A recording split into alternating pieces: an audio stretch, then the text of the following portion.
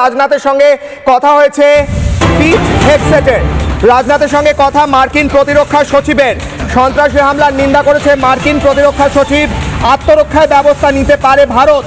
ভারতের পদক্ষেপকে সমর্থন করছি, ভারতের প্রতি সমবেদনা রয়েছে, রাজনাথকে বললেন মার্কিন প্রতিরক্ষা সচিব।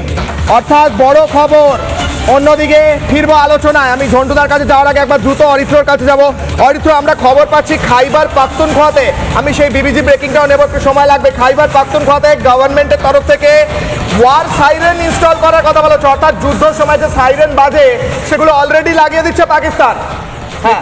দেখুন, গতকালের প্রোগ্রামেই আমি বলেছিলাম যে আমরা শুধু বালুচিস্তান নিয়ে, পাকিস্তান ভাবছে যে বালুচিস্তান নিয়ে তারা তিরিং বিরিং করছে, শুধু বালুচিস্তান নয়, সিন্ধ, পাঞ্জাব এবং খাইবার পাখতুনখোয়া। আমাদের মাথায় রাখতে হবে আফগানিস্তানে আমাদের সুসম্পর্ক, ইসরায়েলের সাথে সুসম্পর্ক, রাশিয়ার সাথে সুসম্পর্ক, আমেরিকার সাথে সুসম্পর্ক।